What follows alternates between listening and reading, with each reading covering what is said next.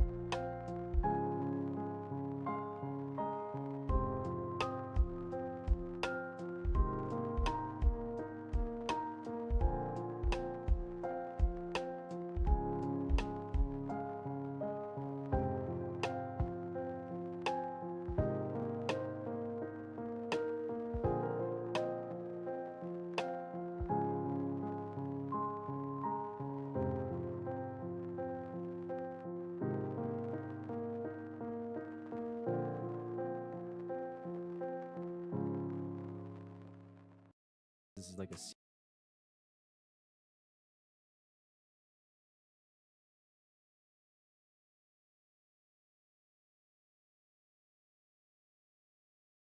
Hello and welcome to the Full Send Half Mast Podcast, episode number 69 here on this fine Tuesday, May 7th. Oh boy, do we got a lot to talk about here tonight. We had some pretty dang awesome races this weekend, from Formula One over there at Miami all the way to NASCAR over there at Kansas. We have a little bit of news we want to talk about here tonight as well. Also, we'll have our driver and bonehead moves of the week. We'll also announce tonight our winner for the watch party for the month of May. That is official today. The poll is closed. And then also we'll go over some points with Formula One and NASCAR as well. And then we'll preview an absolute onslaught of races this weekend. Holy cow. There's probably a good 10 races this weekend. I mean, the month of May is here, and we're going to get right into it here this evening. Then we'll also give you our fantasy picks for NASCAR as well. And then maybe another little fun segment that we're going to throw in. If you know, you know. And we'll get into that here tonight. Alrighty. First off, our news segment here. We're going to start it off with Penske laying down, as I believe Tom said it, the banhammer. Here in the IndyCar series. If everybody knows, we talked about this on a few podcasts ago, where Penske got disqualified from the St. Petersburg race using push to pass too early on the number 3 and the number 2 after restarts. Went against procedures. Well, Roger Penske came out today and they ended up putting a 2-race suspension on multiple people. We went from Tim Cindric, which is the head of operations there at the IndyCar program. I believe both engineers for the 2 and the 3 got suspended for 2 races. And then one of their head technical engineers also got suspended for 2 races.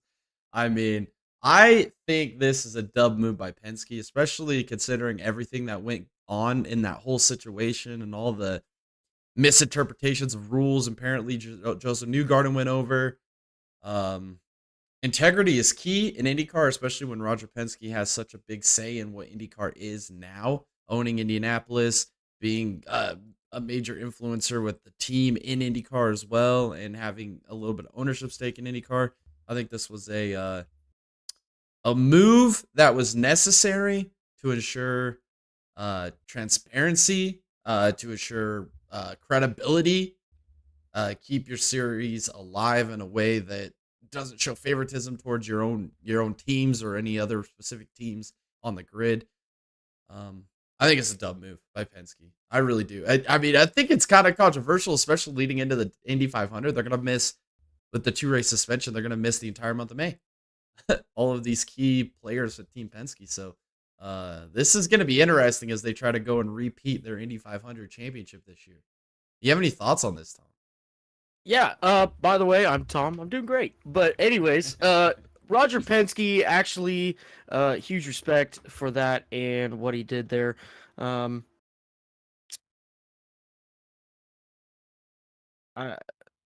only thing that I could really come up with is the statement by Tim Cindric. Man, did he deflect. Man, did he deflect. What a sleazeball. What a sleazeball. That's all I got to say about that. I'd be embarrassed. I would be embarrassed. Yeah, and it's like, that's like kind of been the whole story here, is because, I mean, Newgarden goes and makes that big 30-minute speech or Q&A session or whatever before we went to the Barber race, and then he deflected a lot, and he said, I'm not a liar, I know what I did wrong, I did make a mistake, and all this, and it's just like, it was hard to watch. And then he's only sorry because he got caught. Yeah, exactly. If they didn't get caught and nothing happened, they wouldn't care. Exactly. They were planning on burying it forever. Yeah. Nobody was ever gonna know unless Roger Penske picked it up, and he did. So exactly. The only person I have gained respect for out of this whole thing is Roger. He called himself out, he called his own team out, and then he was swift and effective with the penalties. So the only thing that could have been better with that is if they announced without pay. Yeah.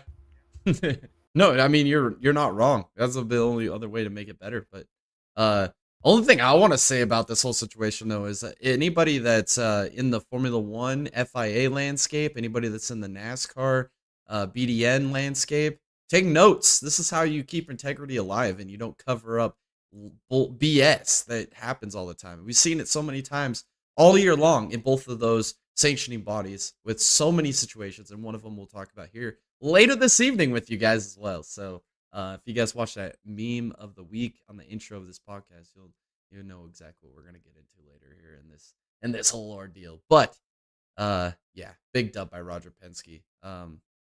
Yeah, be interested to see what they could do here in the month of May with all of this evolving storyline that keeps coming out of the IndyCar landscape. And then also another little bit of news here. Ferrari gets hit with another BOP here going into Spa. All I can say is what I said with Toyota. If you can't beat them, why you got to BOP them? I mean, you lock them into these cars for 3 years. You tell them to build something to this set of rules and specifications, and then they go out and outperform the other team. So then you just hit them with a BOP and tell them, well, you figure it out. Figure out how to be fast with the weight that they add to the cars, or the less fuel load that they can run in the cars, or whatever it may be. I just think it's BS. I hate the BOPs in the World Endurance Championship. I understand why they have them, but especially with the new era we are in hypercar and with these LMH, LMDH chassis and everything that we're doing here with that system, there's no place for it. I mean, you lock these guys into these 3-year builds. They can't make any adjustments. Peugeot got lucky to be able to put a wing on their car. This is their final year of their specification, and they allowed them to put a wing on their car, but then yet you're going to go BOP Ferrari because they've absolutely been annihilating the field at the beginning of the year. I hate it. I think it's stupid. They lift the BOP off of Toyota. You see what they did right there last race there at Imola. They end up winning. So, yeah, I think that Ferrari's not going to stand a chance this weekend. I really don't. And we'll talk about that more later. I mean, BOPs, World Endurance Championship, overrated. I think they are. All I gotta there's no excuse for Peugeot not to win a race now. Yeah, well, that's about all. That's it. And in regards to the penalties, I mean, really, all you can say about it is, damn Europeans, man. Big Daddy FIA. I mean, they penalize signs. Oh, I know. Miami. Yeah, I know. We'll talk about that some more. Come on. Well. Yeah, no, we'll talk about that more as well. We get to F1. I've got some good comments on that as well. That's just yes. And then I guess the final little bit of news here before we get into all the race recaps here is TNT. They've been announced that they're going to be doing some broadcasting next year. There's like 4 different groups doing broadcasting for NASCAR next year. TNT just picked up Dale Jr. as one of their broadcasters. I was just waiting for the call, but we never got one here at the Dega Boys. So maybe in the next contract deal we'll get that call. That's all I'm gonna say. I hope. On the flip side, I really hope that Dale Jr. can be himself in the broadcast booth. Because the first couple years that Dale Jr. was in the booth, he was himself, and then he got indoctrinated. Yep. And so I hope we can see that pre-indoctrination of Jr. in the booth come next year, because he was actually kind of fun to watch. Well, I mean, my job. Yeah, right. Well, that's what we've been saying with they're scripted. I mean, if you even look at Clint Boyer, the first year he was in Fox, he was good. And then like all of a sudden he just, like you said, gets indoctrinated. It's just, I think that's just what happens, dude. I don't think there's any other way around it. They put you on a script. That's my biggest question. That's all I've always wanted to ask one of these guys. Are you scripted? Because they have to be. I mean, it's ridiculous. But yeah, hopefully we get authentic Dale Jr. They take the reins off of him. Yeah, that'd be good. Alrighty. Let's do it. Let's recap this weekend's races, Tom. We got the ARCA Series, Truck Series, Cup Series, all at Kansas. There was really only one good race that came out of that whole ordeal. And then we also had the Formula One Sprint and Grand Prix there at Miami this weekend, which actually turned out to be a pretty good deal because I think I saw a stat today. This was the most viewed Grand Prix in the U.S. by U.S. citizens in Formula One history or whatever. So it garnered more views than the NASCAR race. Yeah. Well, and I think a lot to do with that though was that rain delay at Kansas. I really do. I think a lot of people tuned in to watch 100%. This because of the Kansas rain delay. I think it couldn't have been a better perfect storm. But all right, first off, we'll go over the ARCA race. There's nothing to go over here. Tanner Gray was on pole. Tanner Gray dominated it, and Tanner Gray choked it. Connor Mosek ends up winning this race, gets a second career win, back-to-back at Kansas. A lot like Ryan Truex. I mean, Ryan Truex ain't won anything. Goes back-to-back at Dover. Mosek can't win anything. Hasn't won anything. Goes back-to-back at Kansas. I mean, I think, and I'm going to nominate, honestly, Tanner Gray, as Bonehead Move of the Week because he should not, in any circumstances, lost that race. He complained at the early parts of that race that he was a little too tight, and the way that the race was going, he should have just stuck with the setup that they had on that race car. They make an adjustment, they loosened it up a little bit, and he couldn't drive it. That's all that happened. That is the story. And yeah, that's just terrible. Another notable, again, Tony Breinger, just right there on the back half of the top 10. I mean, it's just the progression isn't there. I don't know. I don't know what to say anymore. I don't think it's over. Yet. I want to start seeing these 8th, 9th, 10th place finishes turning into top threes. I will say this though. Have you seen the Haley Deegan supporters come out and absolutely bash Breidinger now that she's not finishing good? Yep. And, and quoting that the only reason why she got into racing is through her Victoria's Secret sponsorship and her modeling pictures because in this area was exposed in her photos, and that's what got people to like her. Isn't that unbelievable? Echo chamber. Yes. Goodness. Oh man. Some people's kids, man. Haley Formula fed ass kids. Just absolutely lost, bro. They don't know anything. Like Haley Deegan fans aren't even racing fans. They're the Deagleberries, man. That's all they are. That's what they are, and I can't believe that. I saw some of that. And I was like, these people, man.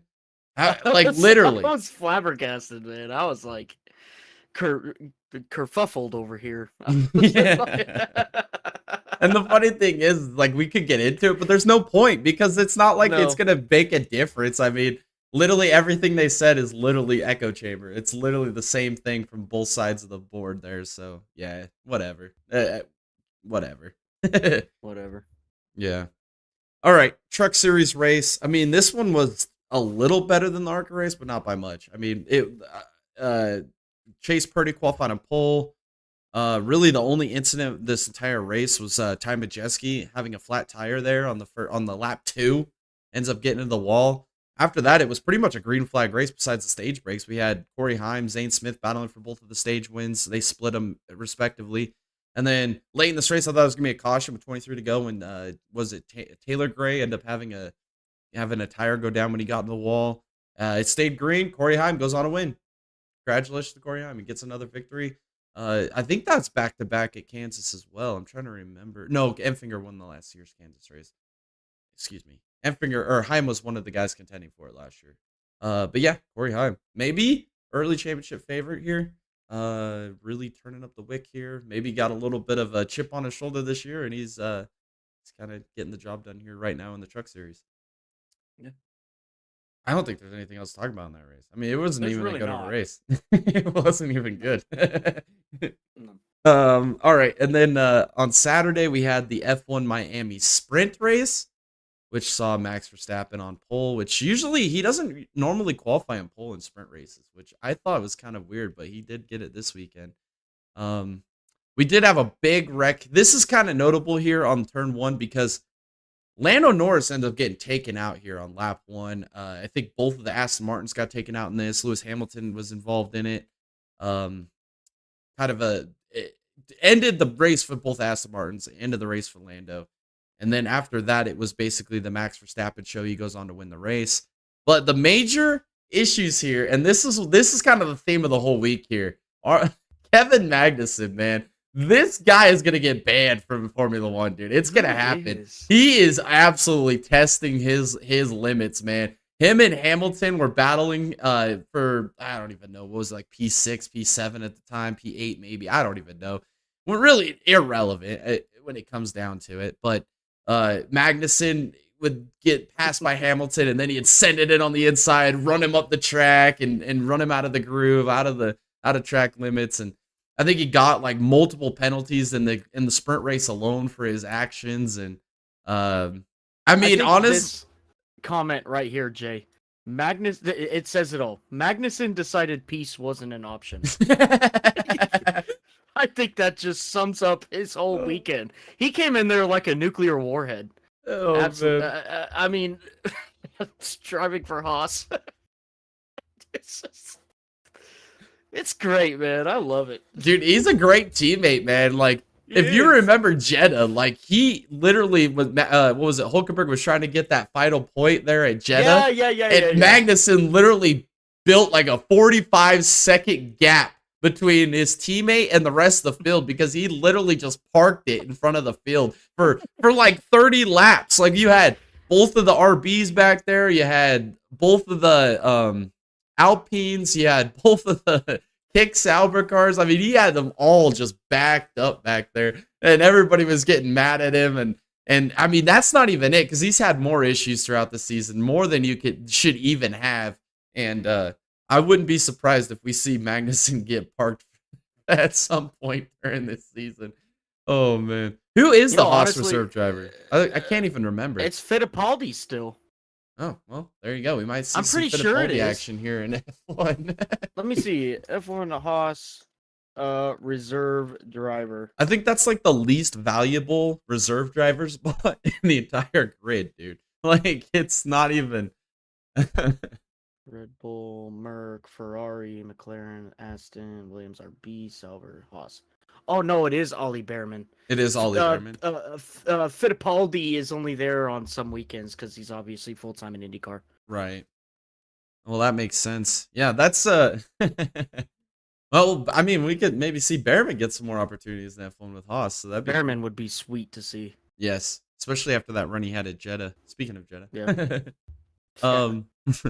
But yeah, that battle was pretty much the controversy. I think he got like a corner cutting penalty. He also got an avoidable contact penalty. I think he had like probably 15 hours worth of penalties in this sprint race alone.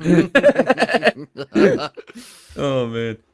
Yeah, that was pretty wild. The best part too was all the Lulu fans complaining in the chat as well. I read a lot of Lulu fans having a bad day there, dude. Even after Hamilton basically caused that turn 1 incident anyway.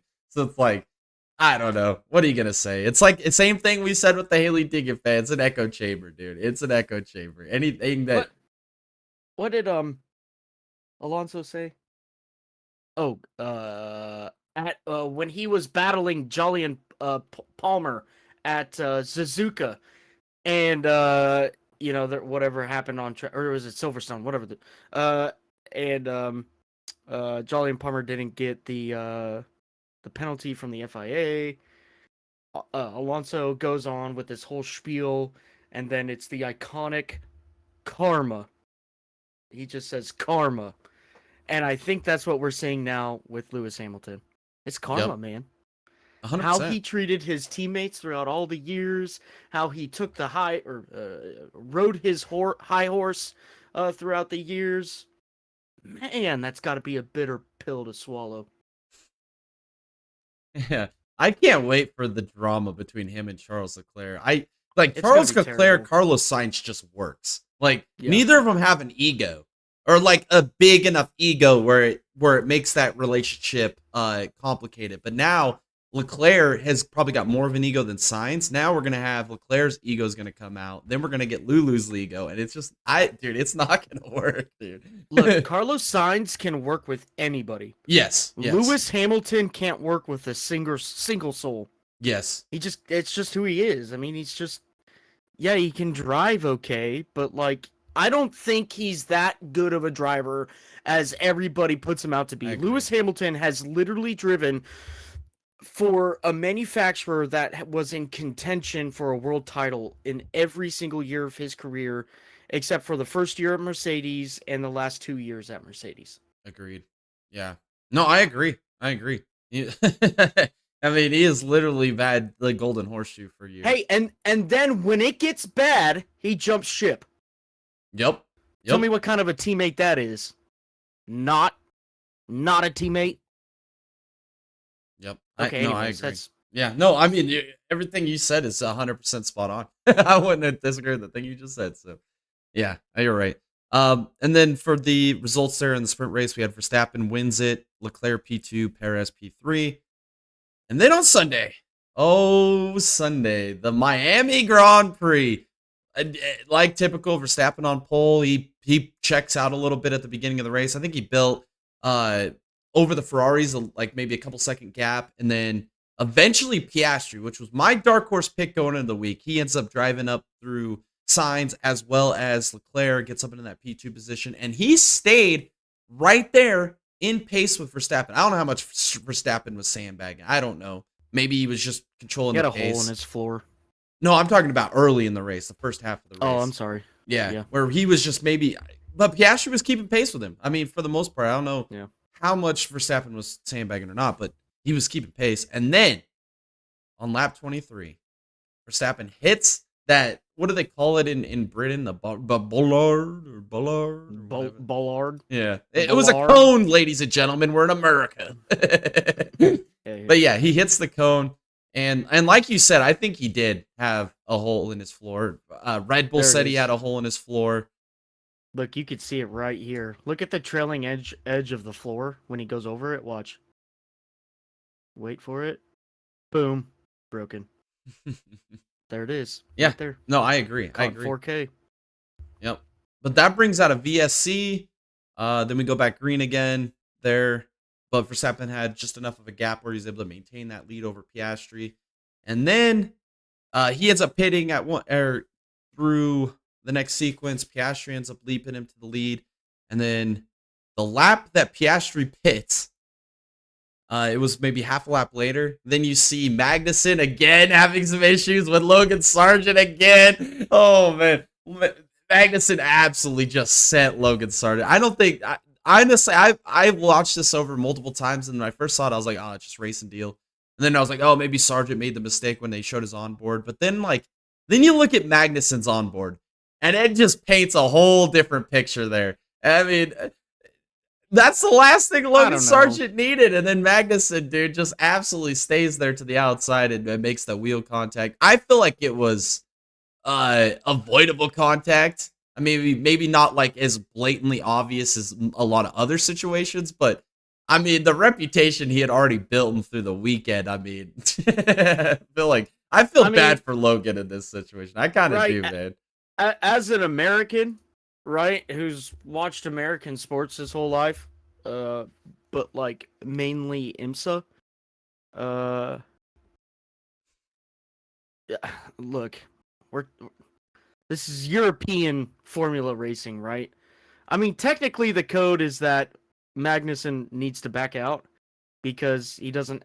I mean, I don't know. That's so close to call because you need to be like side by side, wheel to wheel to have that inside position. He didn't have it, but you give him 100, 200 more feet, he would have been there. But like, he didn't have it, but like, I look at it as Magnussen realizing how bad his car is, and he was just like, there's no way in hell I'm losing a Logan Sargent. No, dude, that's a great point. Just absolutely. I mean, I don't know. I really don't care because it caused a lot of good theatrics and drama in the race that Magnussen already created all this drama throughout the whole weekend. I thought it was just awesome. I thought it was great. But yeah, I don't know. I don't know how to look at it because, Haas's home race. Whatever. I don't know. I thought it was great though. I thought it was hilarious. I agree. I think it was great theatrics. Yeah. It's splitting hairs on whose fault it really was, but yeah, I thought it was great. I thought it was great. It is what it is. That brings out a safety car, but guess who hadn't pitted at this point? Lando Norris. He was the one that hadn't made a pit stop yet. He cycles to the lead, and then, like we said, Verstappen has the issues with the hole in the floor, and Norris has got like 6-7 lap newer tires at this point, and it was over. And I swear, man, I never thought I'd see the day Lando Norris would win a Grand Prix. I literally thought it would never happen. I think it will be the only win he ever gets. Unless for some godforsaken, unforeseen. Well, never mind. The sky fell this weekend anyway, so it could happen again. We could put it like this, right? Every time a McLaren driver wins, they get fired within the next couple of years. Is Norris on the chopping block now? Yeah, he's gonna be in a Williams. Yeah, he'll be trying to climb the ranks at Red Bull now. Yeah, right. Oh man, but yeah, Norris ends up winning the race. I guess miracles happen every day. I think that's a Forrest Gump quote, if I'm not wrong. Miracles happen every day, or something like that.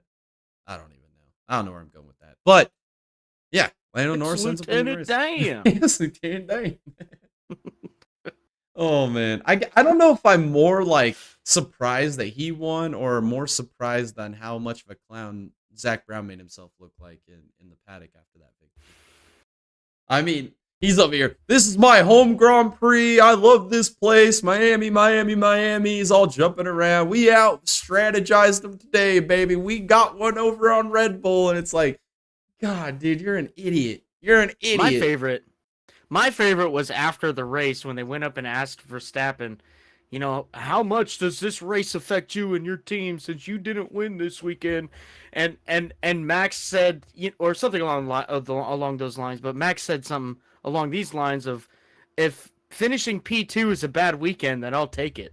Like completely humbling the pit reporter. Yeah. They wanted drama, but they didn't get it out of him. He wasn't going to give it to him. He's not going to hand over some free drama. He doesn't. He's in P2. It's the first time when he hasn't won, or this is the first time where he hasn't won that he was on the podium in the last 30-something Grand Prix. If he doesn't win, it's usually because he has a car failure or his car is just dog water. That's it. And his car was dog water. He still came up P2 with a freaking hole in his floor, dude. He still had more pace than the Ferraris. Yeah. Some drivers, when they get a hole in the floor, they retire the car. Yeah. Lance Stroll, Logan Sargent, Lewis Hamilton, not naming any drivers, but, Lewis, Max Verstappen still stayed out and got a good finish. That speaks a lot, especially in that world where they just give up if they don't have the car. I'm just disappointed that Max didn't break his trophy. That would have been classic, dude. Oh man. Oh, that would have been great to see. Or if Lando would have broke his own trophy. Yeah.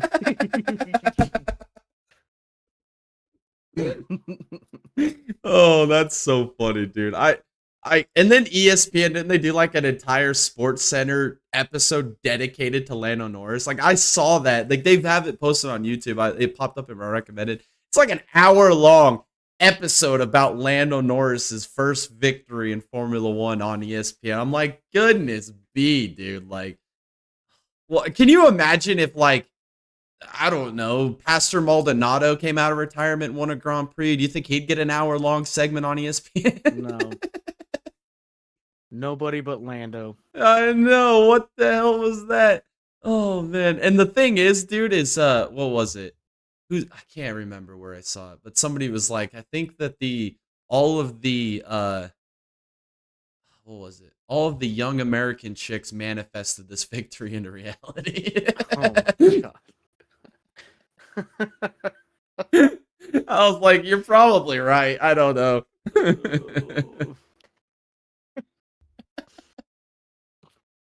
I still can't believe it, dude. I had to. I'm sitting here watching. I'm like counting the laps down. I'm like, there's still 15 laps for something to go wrong. There's still 13, and it just never happened. He did it. He absolutely won the race, and I still can't believe it. I mean, he's not. If he wins again, dude, I will be even more surprised. Like that's a 1 in a million right there. I don't think that could happen again. Like.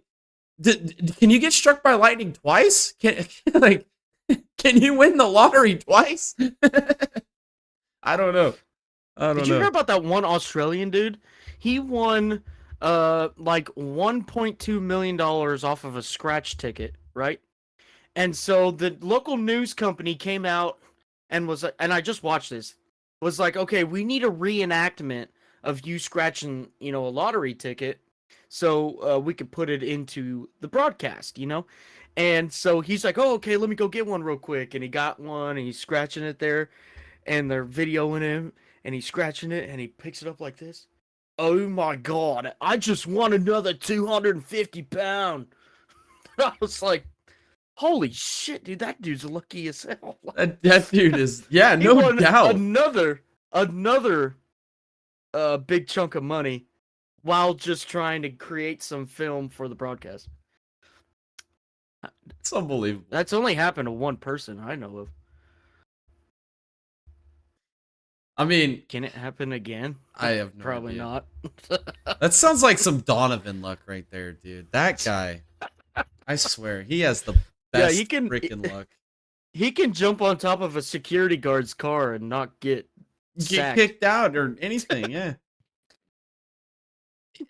Dude, I remember growing up, every time I'd hang out with Donovan, he would end up getting free stuff somewhere.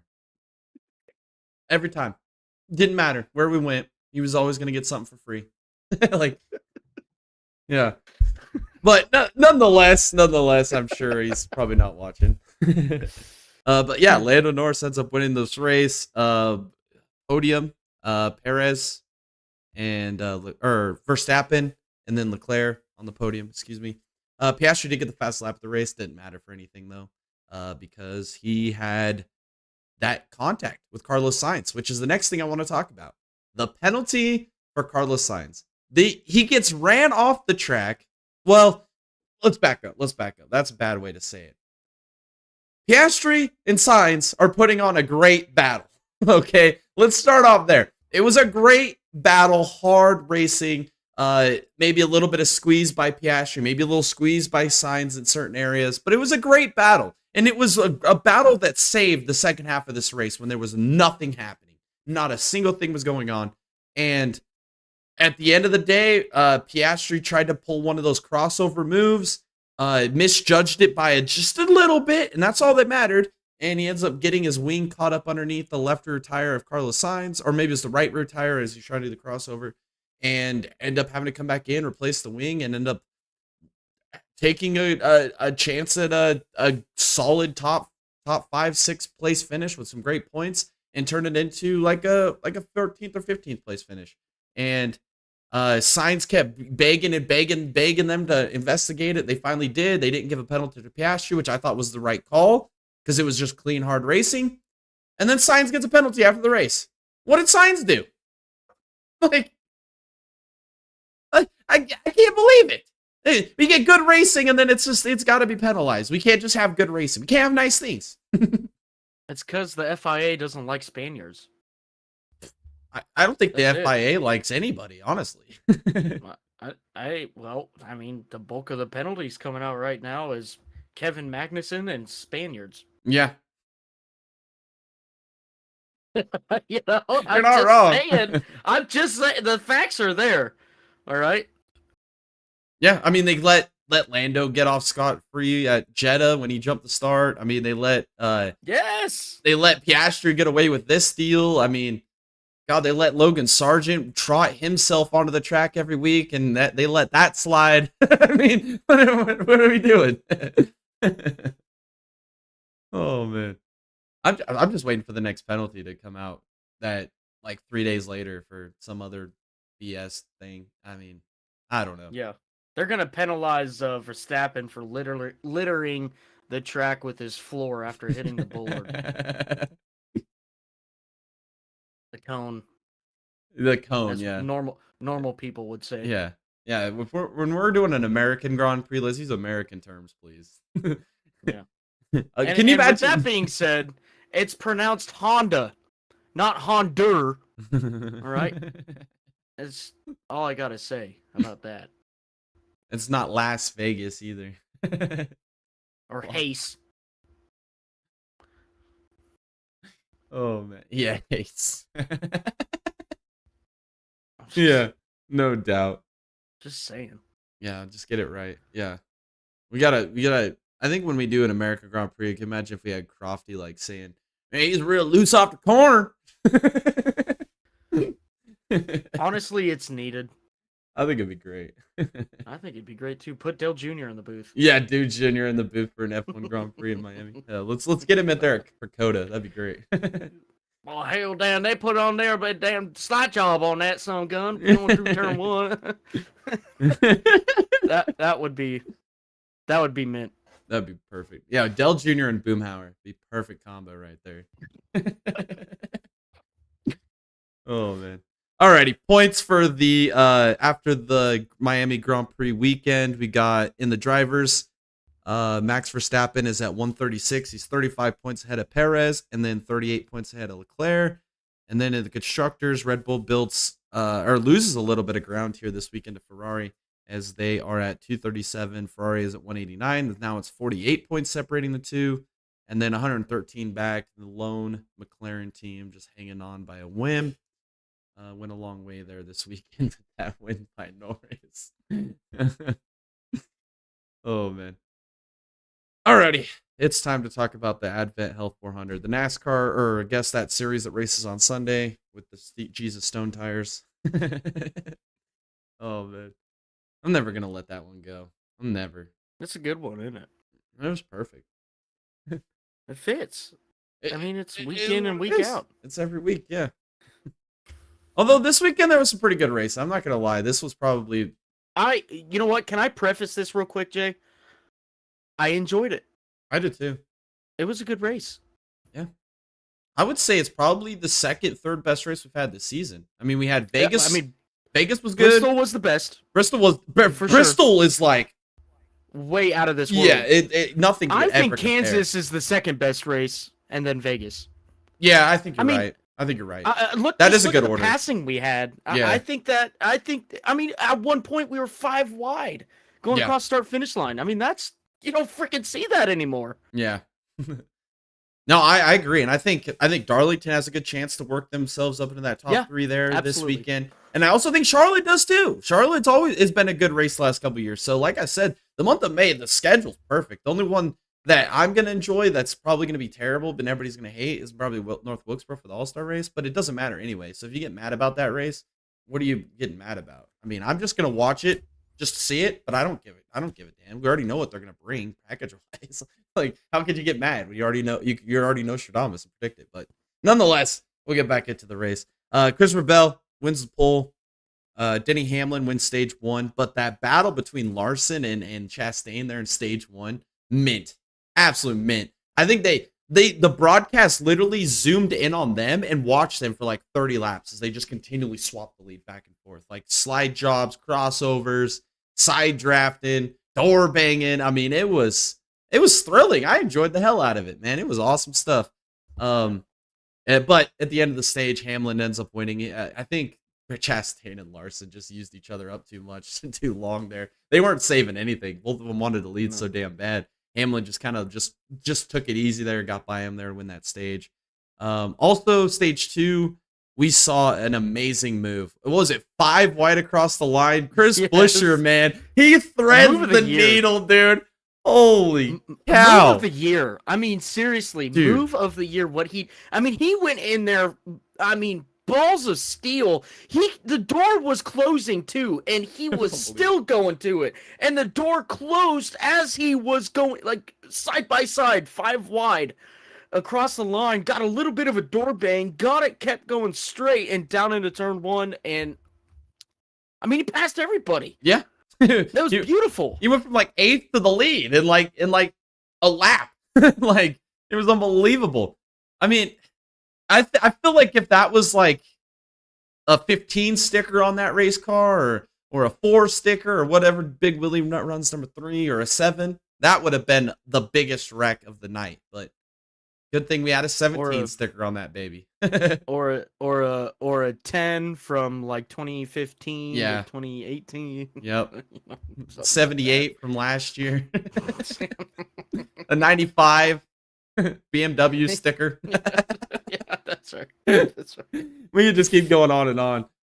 But yes, that was a great race. Or a great move there by Buescher. I think it's the move of the year. I don't think there's even a move that compares to it in any racing series so far this year. I mean, I'm trying to think back, and we had that move by what was it? Not Zilich. Was it Zilich? No, it was the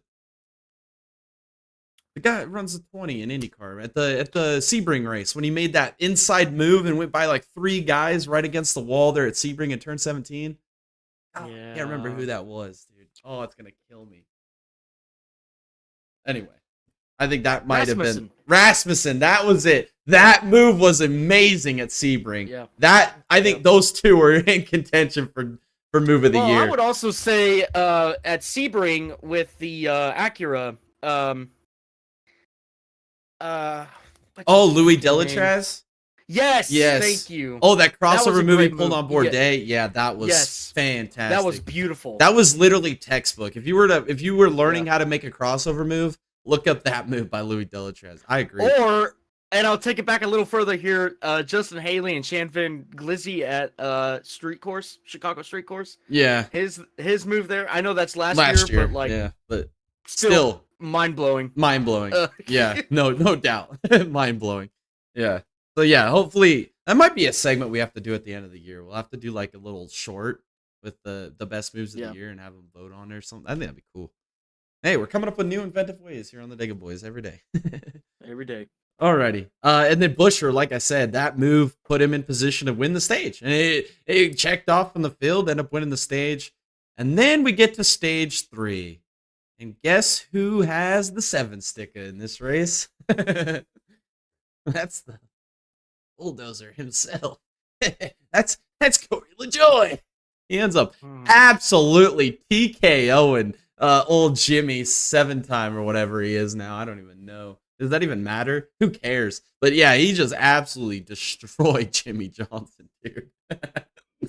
Did you see the hit that he took, though? Oh, yeah. Oh, God, his head was a pinball, dude, inside that seat, man. I wouldn't be surprised if he had to... He's feeling it today, yesterday. I don't know, man. That was brutal. Why? Why is Corey LaJoie in the NASCAR Cup Series? Why is he there? Why is this guy a race car driver?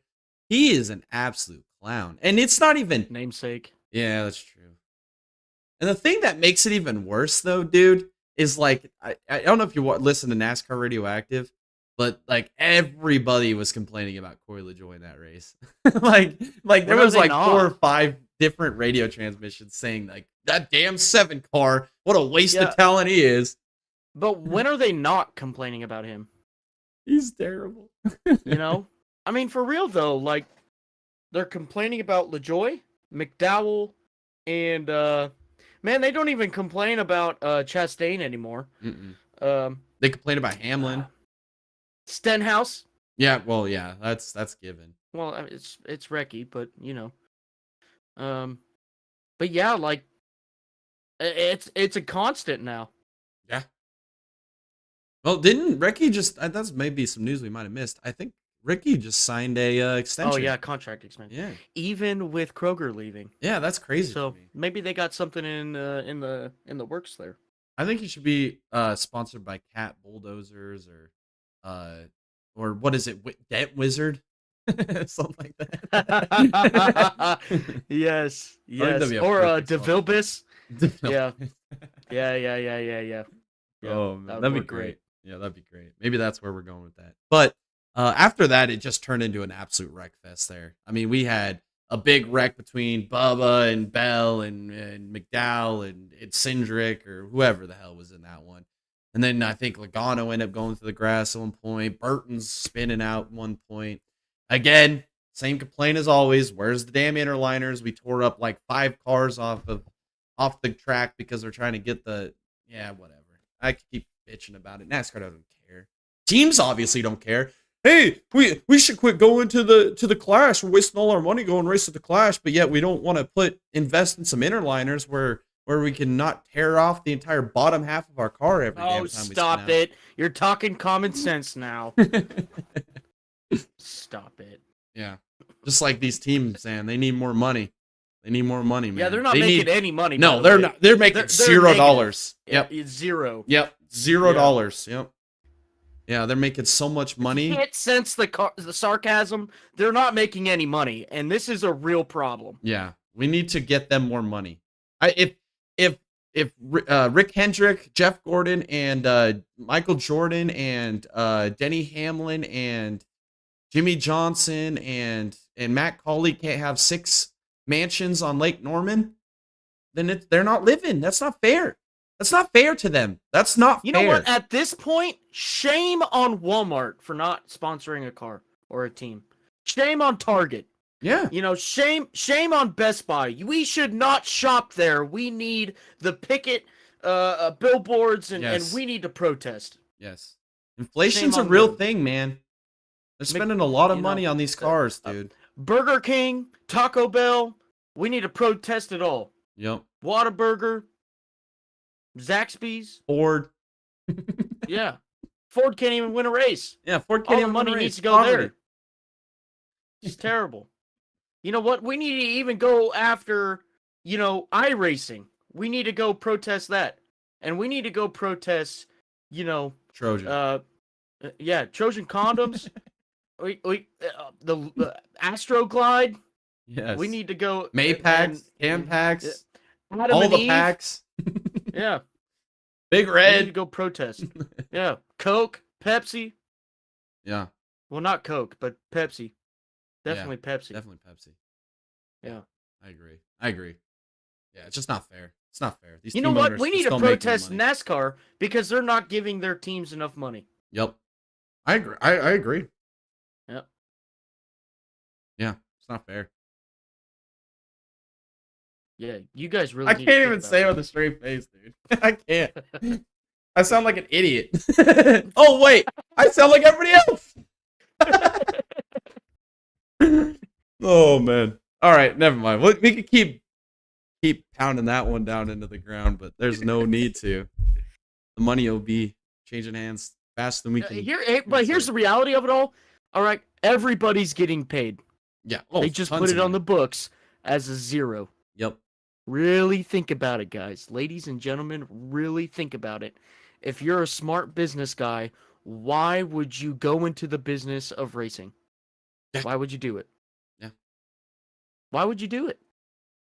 It's a fallacy. They're just saying this crap to for either a marketing scheme or grab more attention or whatever it may be. It's a bunch of crap. Don't listen to it. Yeah, don't listen to it. Yeah, I agree 100%. All right, and then late race caution, Kyle Busch, another one of those guys that had some issues there at the end of the race. But then we get to what the controversy is here with the finish, the photo finish. I guess where to begin. Atlanta. Let's wind it back a little bit. Let's take the clock back a little bit. Atlanta. Photo finish. Remember where they measured the finish line at? the center of the start finish line. Let's fast forward a little bit. Wind that tape back the other way. We went to Texas, Xfinity Series race. Sieg, Mayer. Boom. Where did they measure that one at? Start of the start finish line. Let's wind it back even further to get some more context here. All the way back to Daytona this year. What did they do to determine that finish? Transponder. Let's rewind or go forward or wherever from here. Where do they set the lineups for every single caution when they do a restart? Transponders. What did the transponder show at the end of the race on Sunday? Chris Buescher wins the race by less than a 10,000th of a second. So then let's 0.0004. Yes, there it is. That's the number right there. So 4 10,000ths of a second. Then we go to the video footage. And we're using 1940s technology. I swear that the Apollo 11 had better cameras on it than NASCAR uses to determine these photo finishes. The most blurry finish picture I've ever seen. You can't even see the start finish line. You can't. You can't even see the splitters. It's a blur. You're splitting hairs. And then we get what do they call that, Tom? Like a laser graph. Oh, that's what I'm talking about. Finish. Yeah. Look at that very in-depthly. Don't look at the front of the noses. Don't look at the front. That's not where you want to look here. Look at the rears. Me and Tom pulled this picture up. We inspected it. We did measurements. Look at the backs of these cars. They're both even, right? Buescher and Larson's cars. The rear ends of their cars are lined up even off of their laser scan. Then you look at the front of the cars, and Larson's ahead by like that far. Buescher's car is seriously, I don't know, maybe 2 foot shorter than Larson's car. And then, I mean, I'm like thinking, oh, maybe because the way the camera is, it's a round lens. Maybe it makes the picture in the back look a little wider than the front. But wouldn't it be the opposite? Or am I just not smart? Yeah, it would be the opposite. But you could also go look at Hamlin's car behind. I mean, it's not distorted in any way. No. It's just Buescher's. Wild. So I'm trying to figure this out in my brain. So if you watch the meme at the beginning of this podcast, it was a man in an office struggling on his computer. Ends up absolutely just taking a sledgehammer to it and destroying it. That is what NASCAR did this weekend. They got a finish they could not understand or explain. So what they did is they made it up, or money was exchanged or handed somewhere down the line. Oh man. This might be the conspiracy moment right here. We might have to cut away. Well, I do want to say one thing though. Yeah, go ahead. It's Larson's month. Yeah. No, you're not wrong. What a better way to start it off with a win. You gotta have the publicity. Publicity matters. Yes. Alrighty. We'll be back in probably 30 seconds. See you in a minute.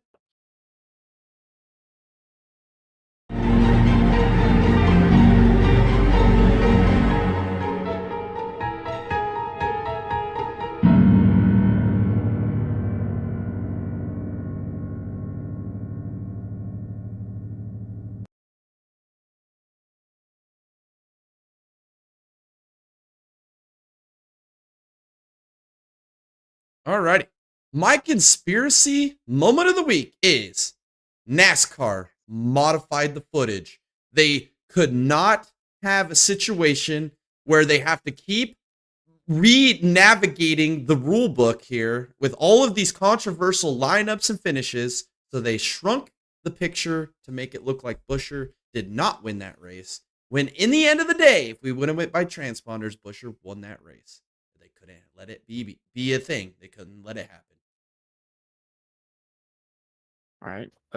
My conspiracy moment of the week is that the FIA hates Spaniards because of Christopher Columbus's accolades before Great Britain. And just like that, that is the conspiracy moment of the week.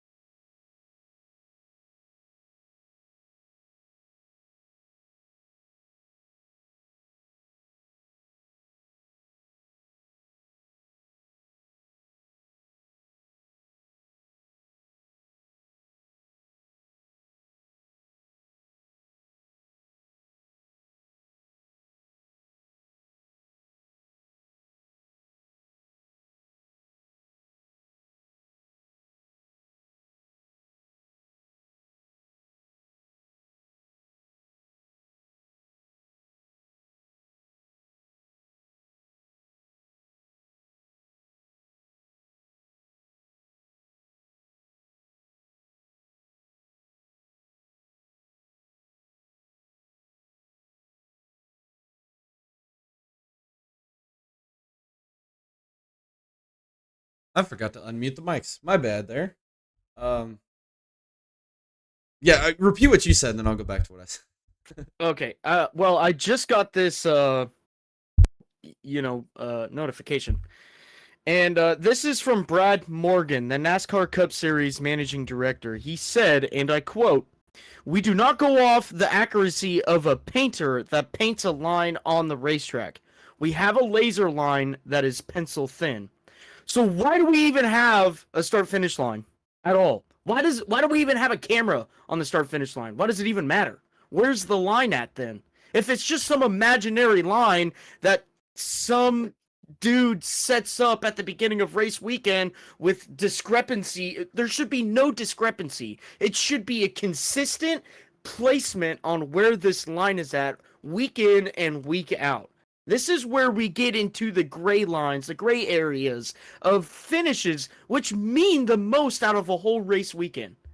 That is absolutely asinine. I can't even believe that he would go out there and say something like that. That is so. I mean, I would. If I was Brad Morgan, I'd try to cover that up. That is so insanely stupid.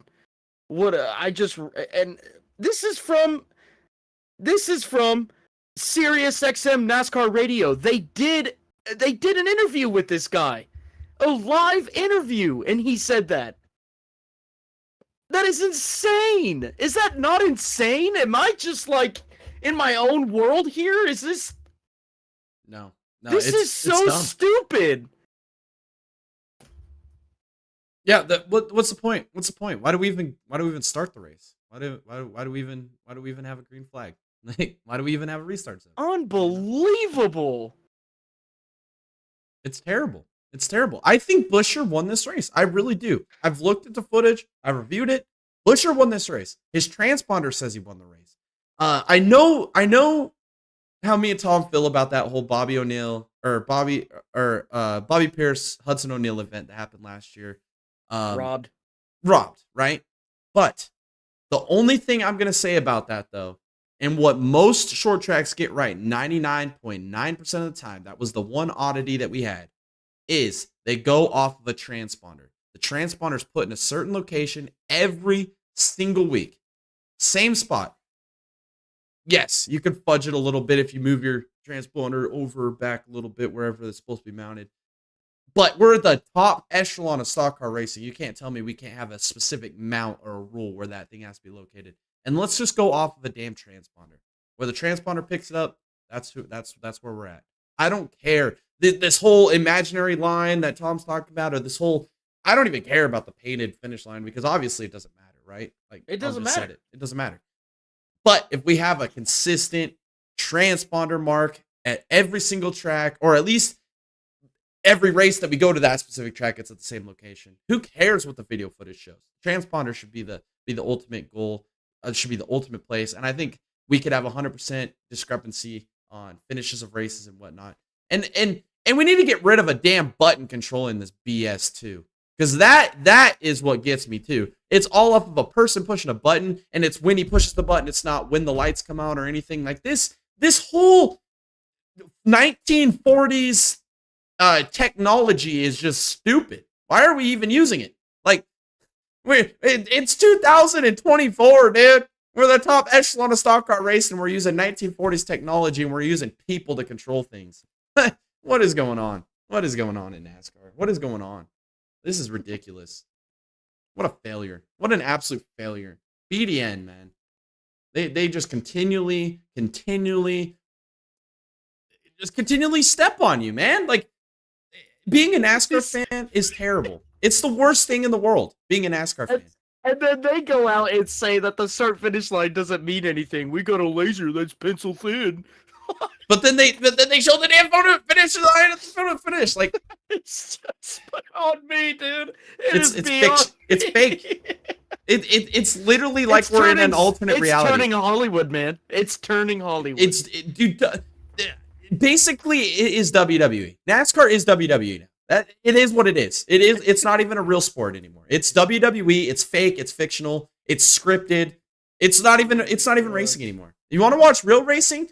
We'll be doing a watch party this weekend, and we'll talk about who won that here in a little bit. But yes, it's not even racing anymore, man. It's fake. What line do they use for qualifying? Who freaking knows? Who knows? No, they don't know. We don't know. Nobody knows. Who knows?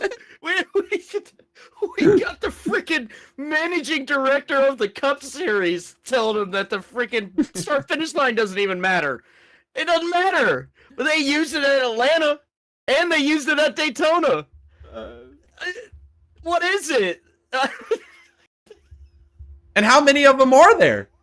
That's the thing. They say it's a fake pencil line, but like, how do they determine where they are if they wreck out a turn 2? You know what I mean? How many different lines are there? Is there like 1,800 lines around the track, and we just go to specific ones? Like what are we doing here? What are we doing? I don't get it. I hate it. I hate it. I am getting to the point where I hate NASCAR, dude. I really do. I can't even anymore. Like, I try every week. I give it my best effort, but every week I just get left basically just it's embarrassed. I don't even know what to say. I don't know what to say either. What do you say about it? This year's been terrible. It's been terrible. The only good shining light we've had come out of this entire year, besides, I mean, well, the difference between this race and Kansas, right? Or this race in Atlanta, is in Atlanta, we had, 259 laps of dog water garbage, and then one good lap, but then really wasn't a good lap because the finish was scripted anyway. And we come to find that out weeks later also, that it confirms our belief there. And then Kansas, I mean, besides like those like 15, 20 laps in the middle there where there was just a bunch of wrecks, it was a good race. Like, we had lots of good racing going on, and then we get robbed out of another good finish. And then Bristol was the only saving grace this entire season. It was the only race worth watching. The only race that I will remember from this season. It's just everything else has been terrible. I hate it. It's terrible. Yeah. Is there anything else you want to say or mention? Not really. Not really. It's just I'm so disappointed, man. Yeah. I can't even enjoy NASCAR anymore. Like, I can't even sit back and find something to be happy about because there's nothing to be happy about. It's just continually ramrodding you. With this system, Deegan might win. I mean, Lando won this weekend, so maybe it could happen. Who knows? It's WWE. It's NASCAR now. We could get a script in there. They'll throw that script on Slap a 15 on it. Yeah. Send it. Wonder what race or what weekend that script will come out where Haley Deegan gets the victory. We'll have to wait and see. Whoever script writes NASCAR, though, is terrible at it. I mean, they suck. I mean, they should just hire Vince McMahon. I mean, honestly. Why not? Or who writes the scripts for WWE now? I don't even know. Oh, who cares? Man. Just hire that guy. That guy could put on a better show. Who does Monster Jam? That's what I'm talking about. Let's get Monster Jam out here. Let's just turn it into Monster Jam. Let's run 5-lap races, and then we'll do like a figure 8 style, and then we'll do a burnout competition, and then we'll do a pit road stop competition, and then we'll do like a reverse around the track for 2 laps. Hey, I think you're onto qualifying. something there. And then we'll just call that the NASCAR weekend, and we'll just do a point system. We grade them 1 through 10, and then whoever has the most points at the end of the weekend wins the event. Let's do it. I like it. And then if we get a tiebreaker, then it goes down to a 2-minute bare knuckle boxing match on the front stretch for the tiebreaker. I'm here for it. Let's do it. That sounds like fun. I'm down for it. Let's do it. Hey, if we get Vince Better than what we McMahon got. too, he's probably got a couple octagons we can use as well. Yeah, dude. You know? Yeah, no, that'd be great. I think that would be great. I think it'd be great. We could even get the crews involved too. We could just have like a battle royale.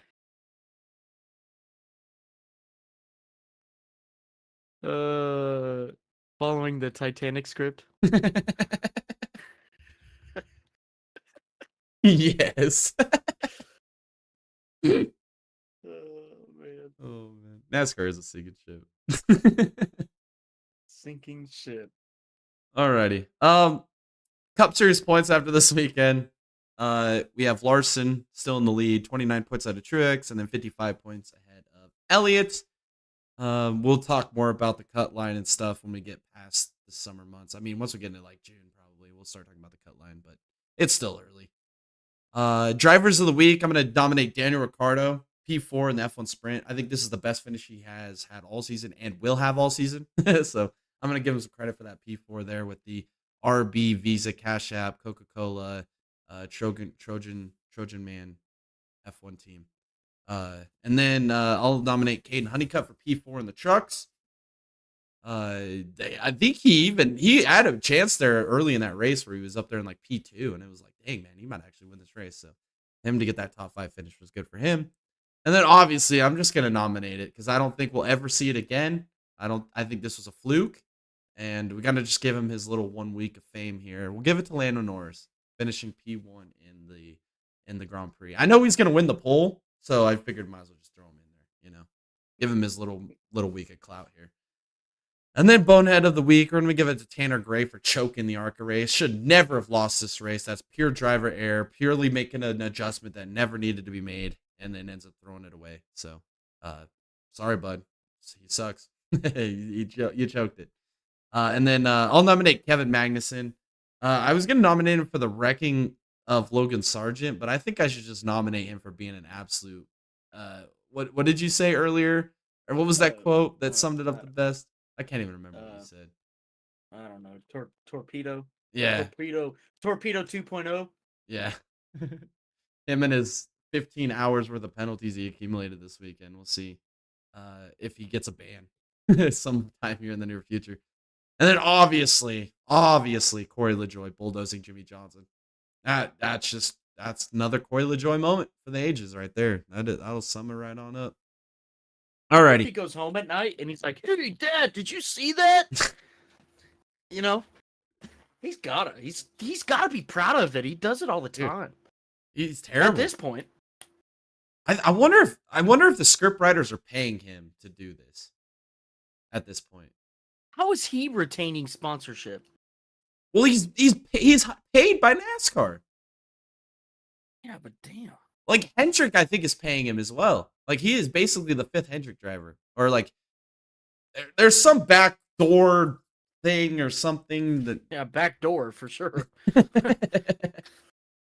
Yeah, he is basically not going anywhere. Like he's on some hidden Illuminati deal or something. So that's not changing.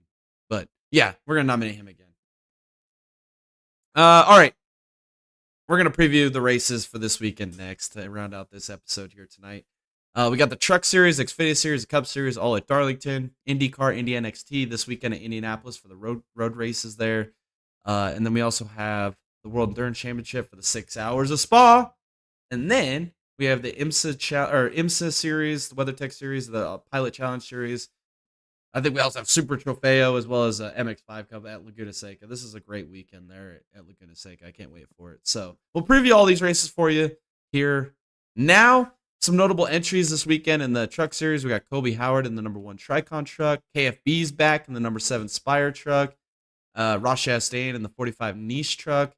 And then we have Jack Wood, Connor Jones, and Thor Sport and McAnally Equipment respectively. William Byron will be running the Xfinity race on Saturday, as well as Taylor Gray back in the number 19 JGR. Almirola's back with JGR as well in the 20. Nemechek is with the number 26 Sam Hunt Racing Machine. And then Carson Kvapil making another start for Junior Motorsports. I'm actually pretty excited for him this weekend. And then for the Cup Series, Kaz Gralla will be in the 15 Rick Racing Machine, and then Derek Kraus in the number 16 Colleague Machine. Alrighty, let's get right into predictions here. On Friday, the Buckle Up South Carolina 200 at Darlington. I am taking Kyle Busch to win this race. It seems like every time he's in a truck, he's competitive. That Spire truck's good. I'm going to take Kyle Busch to win this race, and I think he does it in dominating fashion. And then for my dark horse, I'm going to go with the, the Nice Motorsports entry here with Bailey Curry. I think it's a matter of time before this guy finds victory lane. I really do. And if he doesn't, then he'll be gone. So I feel like this is a weekend where it's a driver's track. Let's see what Bailey Curry can do this weekend. It'd be about damn time to get that dude a win. He's got to get one soon, man, or he's not going to be around very much longer, dude. Yeah. Well, for my favorite, I'm going to choose Chastain this weekend. I think if it's the only person that's going to bring the fight to Busch, it's going to be Chastain, maybe even Heim. But again, it's a truck race. Who knows? Who knows? And then dark horse, I'm going to go with Dean Thompson. And specifically because of I'll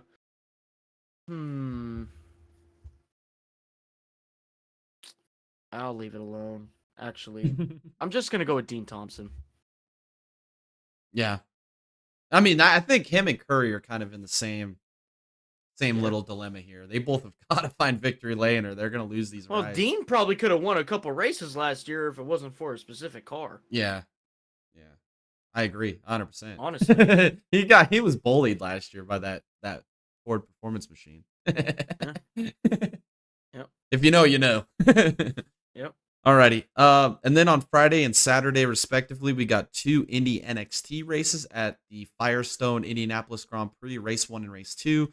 For race 1, my favorite is going to be Nolan Siegel, and my dark horse all weekend, I'm going to go with Miles Rowe. But for race number 2, I'm going to share a little bit of love here. I think Louis Foster gets one of these races. I could have them backwards. I think Siegel will win one. I think Foster will win one. But I'll take Siegel to win the first one. I'll take Foster to win the second one. And then I'm going with Miles Rowe. I think he won both of the USF Pro 2000 races there last year at Indianapolis. He's got a lot of talent. I mean, maybe he's still learning the ropes there in Indy NXT, but I'm going to watch him as my dark horse this weekend for a podium, maybe. All right, I'm going to say for both races because I have the same picks for both races. So for my favorite, I'm going with Foster for both races. Foster's my dude.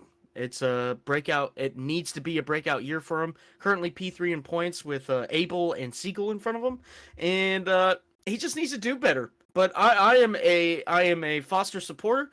I think he's great. What he did at Detroit last year, I will never let that dissipate from anybody's memory.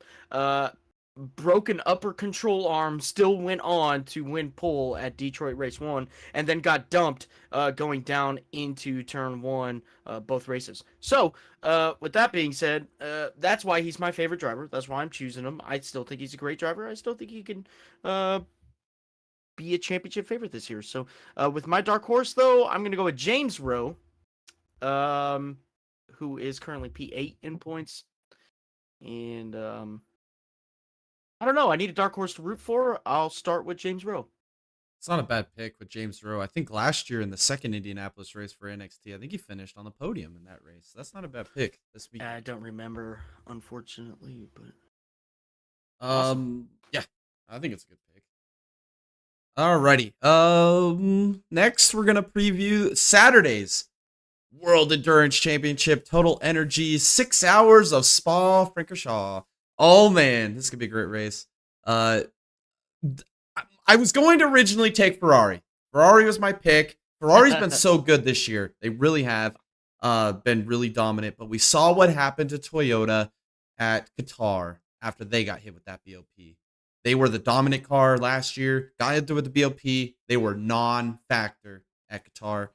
But then Imola came around. They got their BOP lifted, and they end up winning at Imola. So for this weekend, Toyota won this race last year with the number 8. I think I'm going to go with the number 7 this time. And I believe they're going to get it done. I do. I think Toyota's going to go back-to-back, this time with the 7 machine, not the 8. This is a big week for Toyota. I think they've got a chip on their shoulder. Spa is like, besides 24-hour Le Mans, Spa is the second marquee event for the World Endurance Championship. Toyota really wants this win bad again, so I'm taking them this weekend. And then for my dark horse, and it's purely because the one man behind the wheel of this racing vehicle, that's Callum Ilott. Huge Callum Ilott fan. I want to see that number 12 Jota do some good things this week. And if they get a good qualifying run, they could stay up towards the front of this field early. They can get the strategy right. Maybe, just maybe, we've seen this beat out the Porsches this year. Just maybe we can see that Jota put a fight up with the Toyotas this weekend. And that's why I'm taking the number 12 Jota as my dark horse. All right, for my favorite, man, I'm going with the one and only. Golly, did they have some great performances this year so far with some reliability issues, but I'm a believer. I'm going to say that the 93 Peugeot is going to win this race, and they figured out their reliability issues, and they're ready to win, baby. That 93 is finally competitive. Finally, it is not some freaking BJ McLeod car in the back of the pack. It's not a freaking AJ Foyt car at the back of the pack. This is a renounced year for Peugeot, and they're going to get a dub. It's going to be at Spa. That'd be huge. Francorchamps. All right.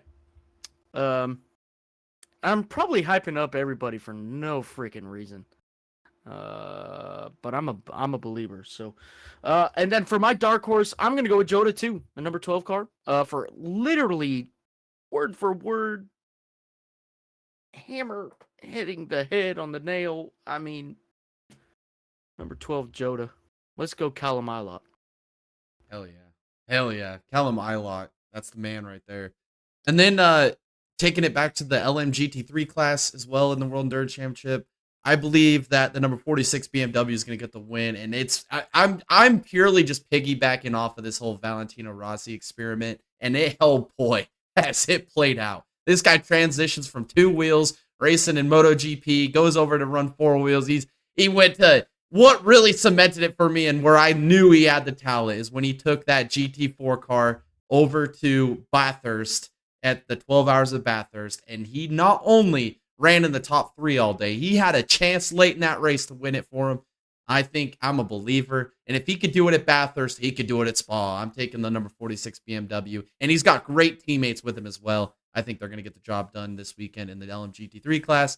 And then for my dark horse, I'm sticking with it. I know they lost Orion Pond. I know that was pretty much their token child there with the Iron Dames team. But I still believe in the all-female lineup here. They're going to do great things this weekend. Watch out. Wouldn't it be a magic to see them win at the 6 Hours of Spa? That'd be great. So I'm taking them as my dark horse. Watch out for the Iron Dames this weekend. Historically, for my favorite, I was taking the 46 BMW with Valentino Rossi too. But the reason why I didn't take it this weekend is because Ferrari has been so strong at Spa in the previous years. So I'm going to go with the number 54 AF Corsa. for really no particular reason on the 54 or 55. The 55 car has an American driver, so that's kind of what steered me away from that. So I'm gonna go with the 54. And so I just think Ferrari's gonna be really fast all around. I think Ferrari's gonna be super fast in GTP. They're gonna be really fast in the LMGT3 as well. So look out for them. And then for my dark horse, I gotta do it. I have to. I'm going with the number 77 Proton because at this point that car is a freaking meme. It is. It is. And that's it. That's it. That's great. That's great. I know we talked off stream too about the number 27 Heart of Racing Machine. They're the Aston Martin. Yeah. I picked them in both races so far this year, and they have let me down in both of them. I can't. I'm staring away from them. Watch, the one time I don't pick them, they're gonna end up winning. They're Spa. gonna win. I'm a huge fan of that team, though. I like their driver lineup, and I just think that they're gonna do great things. I don't know. I'm gonna steer away from them this weekend though at the 6 hour Spa crown jewel event of the month of May here. They're probably the second most valuable event in the World Endurance Championship behind Le Mans, and I'm super excited for this. Last year's race was amazing. I think we're in store for another great one this weekend as well. And then on Saturday, we also have the Xfinity Series, the Crown Royal Purple Bag Project 200. Xfinity Series and their race names, man. All year long, we had some weird names, man. What's for Beef 300? The Liuna.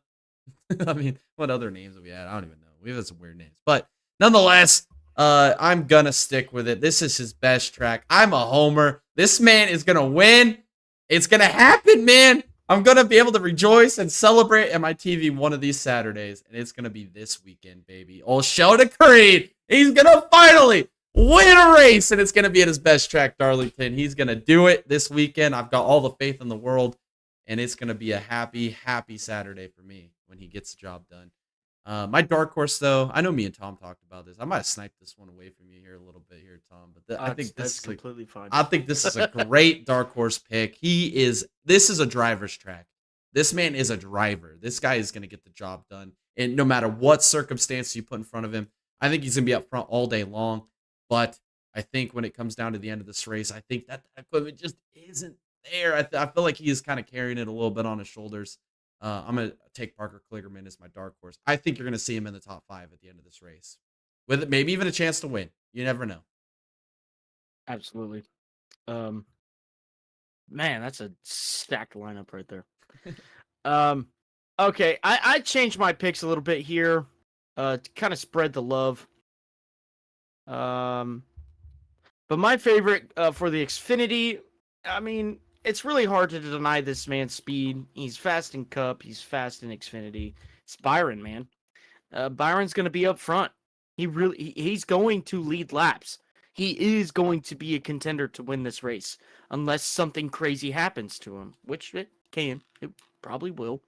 But Byron, you're going to have to go through him to win this race. So I'm going to choose Byron for a favorite. Dark horse, I was bouncing between Creed and Quapple, but I'm gonna share the love here. I'm gonna go with Quapple. That run that he had at Dover. Thank you, Dover. Was incredibly impressive. That shows to me right there that, man, we may have another driver on our hands here. And so I am so excited to see what Quapple can do here this weekend at Darlington. And I think he's going to do pretty well. I think he's got at least a top 10 in store for him. Yeah, I agree. I think he does. It'd be hard for me to see something different. Unless he, made a stupid mistake and slapped the wall too many times or got into an incident. But I think Carson Quapple is better than that. Yeah, I agree. And if he can do it at Dover in an Xfinity car, with how tough that track is in an Xfinity car, I mean, Darlington is going to be just right up his wheelhouse. I think that's a great pick. Alrighty. And then Saturday, the Michelin Pilot Challenge Series. We got the Monterey, Course Day Monterey by Motul, Hyundai N120, whatever they want to call it there at Laguna Seca. This race, I'm actually really super excited about. The Pilot Challenge race last year at Laguna Seca was top notch, A quality content. I enjoyed every minute of it. But this weekend, I'm going to take the Turner Motorsports number 96. I'm not taking the 95 because of very obvious reasons. But I'll take the team car, the BMW team car there with Turner Motorsports. I'll take the 96 to win in Grand Sport. And then for my dark horse, the Supras are new this year in the Michelin Pilot Challenge. And this weekend, Hattori is bringing out a machine piloted by Jack Hawksworth. And I can't deny it, man. I can't deny it. Jack Hawksworth is an absolute Chad of a race car driver. And if anybody can figure out the Supra and get that thing towards the front of the field, it is that man right there. Perfect choice of driver there in the number 50. I'm taking the number 50 Hattori Supra to be my dark horse this weekend. And it would be amazing to see them compete for the win here against the dominant team of BMW and the Turner Motorsports group. Is that a Hattori Enterprises? Yes. Okay. With Jack Hawksworth and everything, man. It's a great combo. I love it, dude. So, contrary to what Jay said here, for the absolute meme, I'm going with the number 97 Turner, just because for it. You know what? If there will be carnage in this race, and the 97 is gonna lead it. He is. Let's be honest. That's like it's the Recce Stenhouse of the series. I can't. The look on his face, I can't stand him. It's like, you remember how you came on your bit of analogy with Noah Gragson? You can't take him because you picture that mohawk or that whatever the hell he had on his head there. He's a meme, Kansas. Dude. But when Robert McGinnis last year at Detroit ran over the top of the Aston Martin and got out of the car with that goofy ass look on his face, iconic. I lost my mind. I was like, I cannot ever again take him serious. Iconic. He just had that look like. I was like, oh my gosh. I was like, this guy makes Scooter look like a genius. What do I do? All right, and then for my dark horse, I'm gonna go with the same as Jay. I'm a huge Hawksworth fan. Ever since they canned him from AJ Foyt Enterprises, you know, they did that with a lot of drivers that had a lot of potential, and they went on to have successful careers elsewhere because of the grace that Foyt had to release them. So, I like Hawksworth. I think he's a great driver. Driving for Hattori too, kind of a homer there because of in the truck series when Hattori was good, when the truck series was good. So I'm all for it. I think the Supra is a beautiful car too, but that's really what I'm basing it off of here. So that's about it. Alrighty, and then for TCR, in honor of Robert Wickens, and hopefully he gets back soon. But they got Wilkins and Gottsacker in that car. Neither of them are an A driver. They're not like a Robert Wickens. But if you want two guys to absolutely not make any mistakes, run consistent lap times, and be a solid B driver, and we got two of them in this race together with Wilkins and Gottsacker, I think they can get the job done at Laguna Seca. That's the type of drivers you need at Laguna Seca, especially with the length of this race. The strategy, I think that they're both going to be complement each other really well this weekend. And TCR, the number 33 Hyundai, are going to just absolutely ride off of that Robert Wickens sentiment this weekend, and they're going to get the job done this weekend at Laguna Seca. And then for my dark horse, I'm going to stick with it, the number 5 Alfa Romeo. There's only two ways that thing can go. You might as well slap a 15 on it because that thing is either going to eat the wall or it's going to absolutely shock the world. There's no in between here. So I'll take the Alfa Romeo number 5 as my dark horse this weekend. Look, the only reason that I'm even ever involved in TCR is because of Robert Wickens. I was working in IndyCar when he had his accident in Pocono, and from firsthand account, I'll tell you right now, I thought the dude was dead, for sure. I heard and saw the car when it came back through the paddock. Heard the impact too, and it was absolutely insane to see his recovery tour, like what he's had. Um, it is nothing but respect for that dude, and um, I can pretty confidently say that from everybody here at Dega Boys, we hope you have a fast and speedy recovery. But with that being said, I'm just gonna do the 33 Hyundai, and I really just hope that they have an awesome weekend, uh, racing for Robert. Hell yeah. Hell yeah. I think that's some storylines, especially in the month of May, seem to be what happens, man. And I think this is one of those storylines you can get behind in the month of May, and I think that's going to carry that 33. Some stuff in racing just is meant to happen, man. And I think Yeah. this week in that 33 is meant to be in victory lane. Alrighty. And then Saturday, this is the winner of the watch party, by the way. We will be here on Saturday for the IndyCar Soncio Grand Prix of Indianapolis. Oh, man, I'm so excited. Last year, two of the best races we saw were both of the road races there at Indianapolis. One of them was won by Palou with a great battle with Lundgaard, and the other one was another great battle with Dixon, Palou, and Lundgaard in the second one. So, with that being said, I think those guys do. I think that they'll get the fuel numbers in it. I think they'll get the fuel figured out. I think they're going to do fine with the strategy. And you know what? Oh, Timmy T. I'm going to rep Timmy T this week. I'm going to go with Lundgaard this weekend. He's going to get the job done.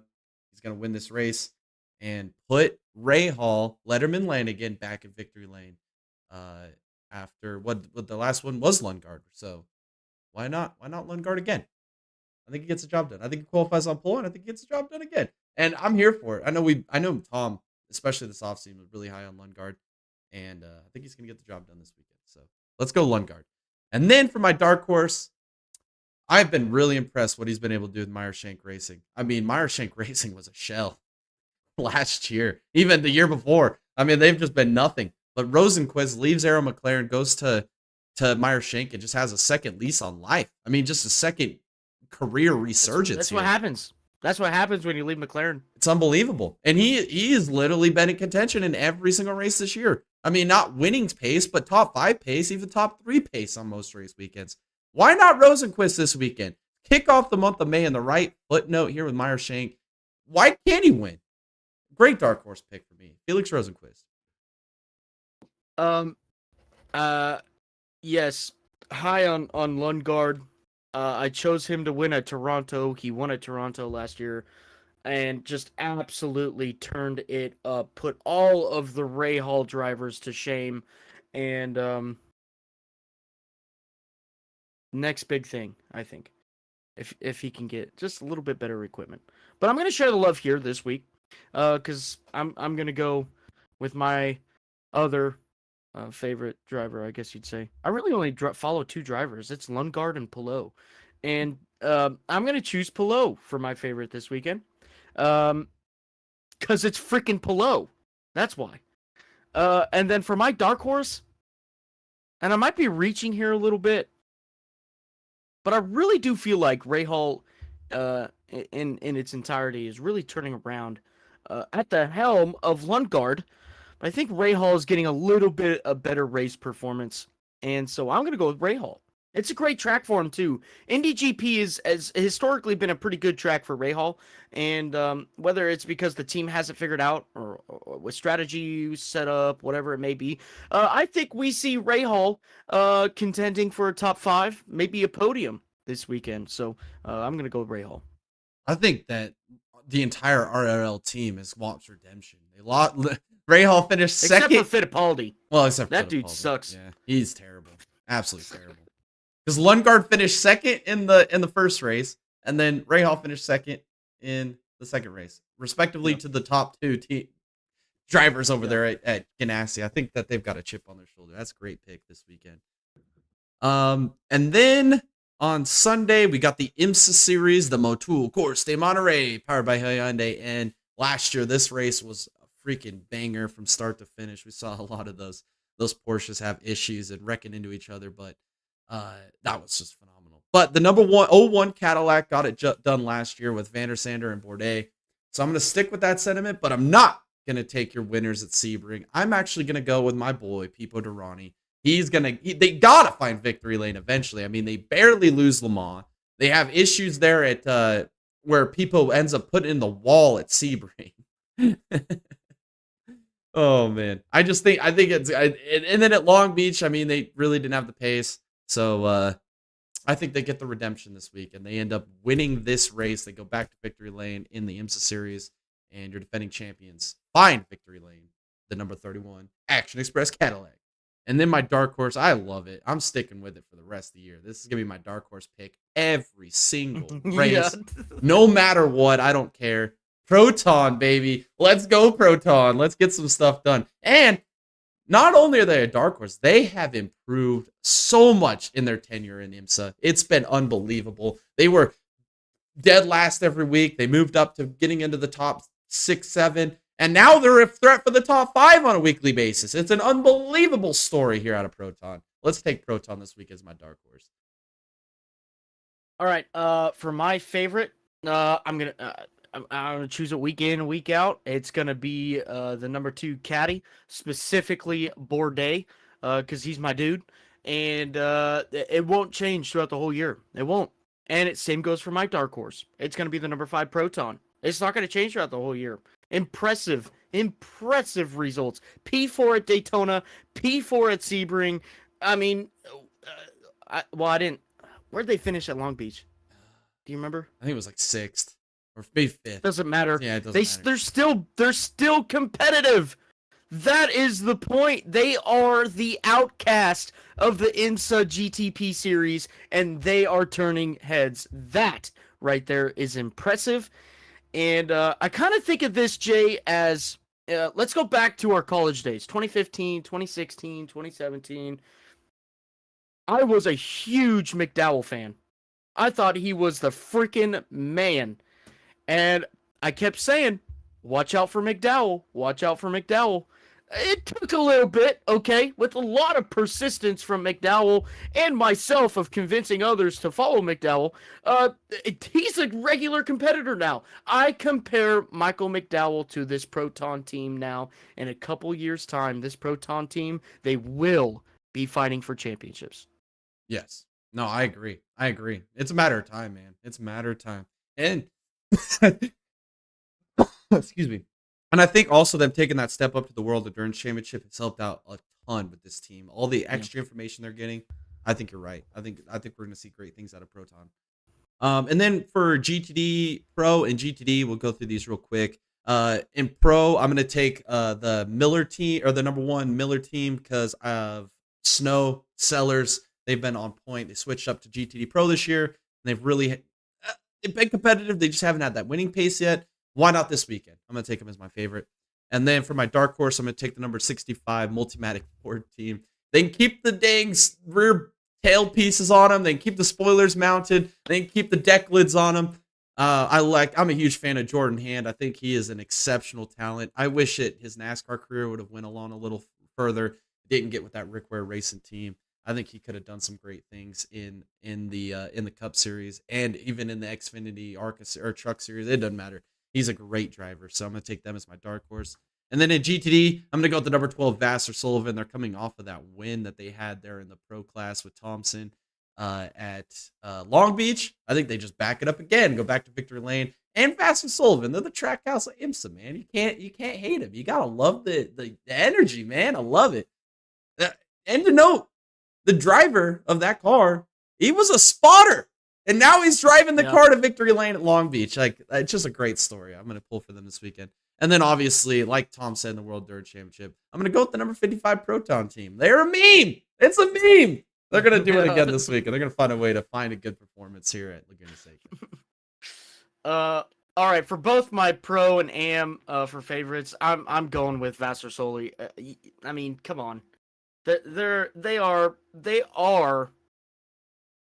probably, with a little bit of argument, the best team on or in IMSA's GT3 series right now. So I've been fans of them for a long time here, and I'm excited to see what their year might come out to be. In fact, Jay, Hopefully we can get one of their engineers on our podcast That'd be one day. awesome. That'd be Yep, awesome. I have one in contact. He wants to come on here and talk a little bit about racing, and so we just got to set that up. But let's talk about the dark horse. I'm not going to choose a pro. I am going to choose an AM, and it's going to be the same thing with the number 5 Proton for dark horse all year long. I'm going to do the number 55 Proton Mustang all year long. Keep the thing together. All right. Putting those freaking wing pillars on the rear window was dumb. Please amend it. Put it on the deck lid and just be like the normal race cars. I mean, it's normal because it works. All right? Let's stop trying to reinvent purple hair and just put it where it works. Let's get some freaking performance out of it and get a good race weekend. I like it. I like it. Yeah, we're reinventing everything here in the motorsports when it doesn't need to be. Oh, we're looking at you, NASCAR. But nonetheless, that's what we're gonna talk about next. The Cup Series, Goodyear 400 at Darlington. This should be a good race. Darlington, even with this crappy, terrible dumpster car that we have in the Cup Series, Darlington has put on a great race every single time without fail. I think we're gonna see it again this weekend. And if we're going off of the whole talking point of this podcast and the scripted NASCAR, who's going to win this weekend? That is going to be old Kyle Larson. It's the month of May. What better publicity for NASCAR than to have Kyle Larson continue to win leading up to the Indianapolis 500, where they plan on him going out and spanking them boys in IndyCar, than to have him win at the toughest track in NASCAR and continue on with the storyline of the month. So Kyle Larson's going to win this race. And then for my dark horse, I'm going to go with Ty Gibbs. I think that you watching him this weekend, you're not going to know that he's a younger race car driver. This is a veteran's track, and I think if anybody can do it and prove maybe more maturity than their years, I know everybody freaking hates this guy. I don't understand. Well, I do know why, but I don't get it. I like the drama. I like the personality. I'm gonna take Ty Gibbs as my dark horse this weekend. Who knows? Maybe the script will get flipped. All right. So for my favorite this weekend, it's gonna be Byron. Super fast at Darlington every time we go. He's just going to be another one to look out for. It's going to be the same thing as the Xfinity race. He is going to lead laps. He is going to be up front, and he is going to be in contention to win this race. It's just gonna happen. So that's why I choose him. Dark horse. I was not a fan in the slightest at all. I just think he was just so dumb. But, man, you cannot deny the performances he's had. You cannot deny the potential turnaround that he is doing with Stuart Haas. It's impressive. And I'll put my... I'll eat crow. I will. But I'm going to go with Noah Gragson for this weekend. I think that, I mean, if he continues on the streak he's on, he's going to win a race this year. And, Dude, he's unbelievable. Seriously, it's impressive. It is very impressive. I'm actually kind of pulling for him. It's crazy. He's literally put Stuart Haas on his back and he's carrying him back to relevance. It's so crazy, dude. He's gonna make the playoffs this year. I mark it, dude. Mark it down. He's gonna be in the playoffs. He is gonna do it. He's gonna be the only SHR guy to make the playoffs. It's gonna be Lyle. It's gonna be crazy. Yeah, that's right. Alrighty, and then for fantasy lineup, I'm gonna take Eric Jones as my first driver, and I want to preface this by saying he has always been good at Darlington. Didn't matter if he was in the Xfinity series, the trucks. It didn't matter if he was with Joe Gibbs or even now with Legacy or even with Petty. I think that Eric Jones is just a great driver at Darlington. The only thing, though, and why I said I got to preface this, is he has that back injury. We know how hard it is to come back from a back injury. But I haven't used him a whole lot this year. I feel like it's a great choice for my fantasy lineup, so I'll put Eric Jones on there. And then the rest of them is pretty simple here. Chastain, he's going to be fast. Hamlin's going to be fast. Larson, I picked him to win the race. And I think Kyle Busch, like I said, it's a veteran track. This is a place Kyle Busch will actually do good at. I'm gonna go with Byron, Larson, Hamlin, Bell, and Gregson. The only reason why I didn't choose Eric Jones is because of that back injury. Look, we've seen what back injuries do to drivers. Hamlin, after his wreck at Auto Club, struggled for a very long time with that back injury. Bowman struggled.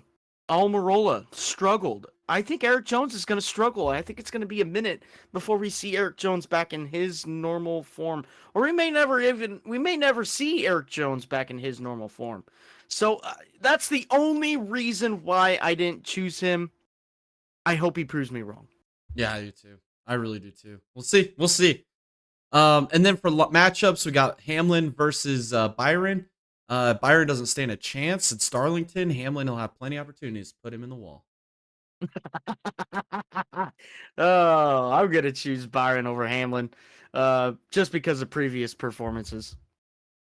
There you go. And then the next one is Reddick and Logano. I'm taking Reddick over Logano because I think Logano is still on that milk carton.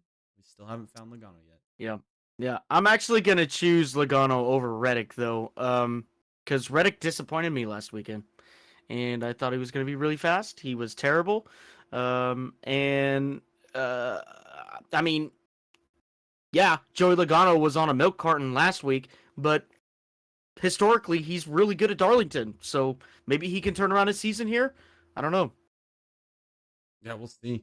And then we have Chastain and Elliott. I'm going to take Chastain over Elliott because if there's a track on the schedule that just screams Chastain, it's Darlington, man. This is a track where you have to be aggressive. You right on the razor's thin edge. And that's why we've seen guys like Hamlin, Chastain, Jones, Larson. These are guys that they drive on that razor's thin edge all the time. And I think this is a track that suits him better than Elliott. So I'm going to take Chastain. I'm going to take Chastain over Elliott too. I mean, I feel like this is kind of a no-brainer. Yeah, it's easy. And then the next matchup, I'm Kyle Busch versus Christopher Bell. I'm taking Kyle Busch over Bell. Bell is just disappointing me as of late, man. It seems like every week he's involved in something, spins out. I mean, he still rebounds to get a good finish out of it, but like, man, after he won that Phoenix race, I was like, man, Bell might be the championship favorite this year. And then after that, it just, where did he go? What happened to him, man? Oh, man. And like I said at the beginning, Kyle Busch is a veteran driver. This is a track that, like, Kyle Busch is another one of those guys that you could throw in there as a guy that always drives on the razor's edge. And this is what you need to do to be successful at Darlington. Yeah, I'm not denying the fact that Kyle Busch has been turning up lately. Veteran track, veteran driver. He's put in tens of thousands of laps here over Bell. But I am going to go with Bell this weekend. And I think it's because I foresee both Bell and Busch being caught up in some crap. And I think it's just going to take longer to take out Bell than Busch. That's it. That's literally it. There's no other thought process to that. That's great. Well, there you have it. Those are all of our previews and predictions for the onslaught of races we have this weekend. And then also our NASCAR fantasy lineup to round that out. That will pretty much conclude this week's episode of the Full Send Half Mast Podcast, episode 69. A lot of great talking points here in this episode, so hopefully you guys enjoyed it. This weekend, like I mentioned, our watch party has been official. It closed today, and the IndyCar Soncio Grand Prix of Indianapolis for the IndyCar Series 1. So we'll be here on Saturday to do that. I'll have that scheduled and everything here after this podcast, and you guys can put the notifications on so you guys come and join us. Watch the race with us as if you were right on the couch next to us, enjoying it, getting our live reactions to what should be another fantastic race for the IndyCar Series at the Indy Road Course. I'm super excited. The month of May is here, and it's about time we get to cover something other than a NASCAR race on a watch party. It's actually the second IndyCar race that won a poll this year on the watch parties, man. This is actually kind of exciting, getting the IndyCar fans on the channel, and that is some of the best racing there is out there right now for sure. So I'm excited for it. And then also, like I said, we'll be doing an all-day watch party marathon event on the greatest day of racing on the Sunday, May 26th. We'll be doing the Monaco Grand Prix in the morning, Indy 500 in the afternoon, and then the World 600 in the evening. So make sure to tune in and enjoy all of that high octane fun action here on the Dega Boys channel. You'll be able to watch the races and come and interact with the great community of like-minded racing fans just like you. So make sure to come tune in and enjoy those watch parties with us here at the end of the month. Also, broadcast schedule.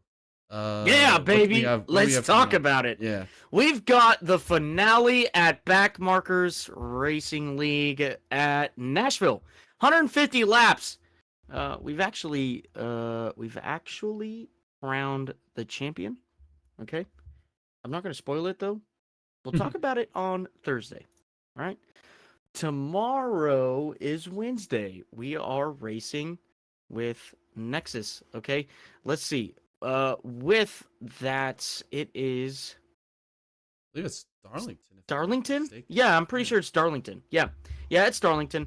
And then this weekend we start the new segment in the playoff race for PSCRL. We're gonna be at Michigan, the Elite Eight, as it is most commonly called. But Michigan, 100 laps in the trucks. We're going to have a stage break on lap 20. And be there or be square. It's going to be crazy. It's going to be fun. We're going to be seeing lots of, maybe a little bit of desperation out of these playoff drivers. Because they need a good finish to round it out back to, what is the second race now? I am looking it up. Here we go. Martinsville, Michigan to Martinsville. That's gonna be crazy. That's gonna be wild. So tune in. That's gonna be a great show. PSCRL doesn't disappoint. Backmarkers doesn't disappoint. NSR doesn't disappoint. So just tune in. It's gonna be a good time. Yeah, and I believe then we're off on Sunday, and then Monday I think we do another IndyCar race with the Grand Prix Championships at Indy Road Course. So yes. Yeah. That is right. Indy Road Course next week. That is in 6 days. And so that's going to be a good one, too. Yeah. I'm really excited about that. Yeah, I'm really excited about that as well. So, yeah, lots of broadcasting to look forward to on the channel over the next few days. Watch party as well this week. And then, I'm trying to think, is there anything else I'm missing? Oh, well, besides everything else I was going to talk about. I feel like there was another stream or something we had scheduled, but maybe not. Maybe not. I could be confused there. Yeah, no, we don't. Yeah, just broadcast and watch parties here in the near future. And then also make sure to go follow us on all of our socials. Go follow us on X, Facebook, TikTok, Instagram. Go follow us on Patreon for some pretty good content that you will not see anywhere else. And you can also see the full-length crash compilation videos that YouTube does not like. So yeah, go check out our Patreon. Lots of great stuff there as well. We'll be back again next Tuesday for another podcast, episode 70. So we're getting ever so closer to that magical number 100 mark. We had a landmark tonight with episode 69. Oh, man. But there's got to be something. Oh, go check out our merch shop. Go buy you some Dega Boys swag. All of that stuff goes back to help support our channel. All the proceeds allows us to make even better and greater content for you guys here on YouTube as we are trying to build the greatest racing community on the entire internet. I think we pretty much have it. I mean, our community is freaking awesome. We have some of the best people here in this community talking about racing all the time. Go check out our Discord. Come join the community in depth with Discord. If you guys find news, post news that you find. It's a community forum. That's why we designed it. It's for everybody to interact and have a good time on there and share racing news, talk about racing, maybe meet more like-minded friends that like racing. Like maybe you're an IndyCar guy and you only like IndyCar.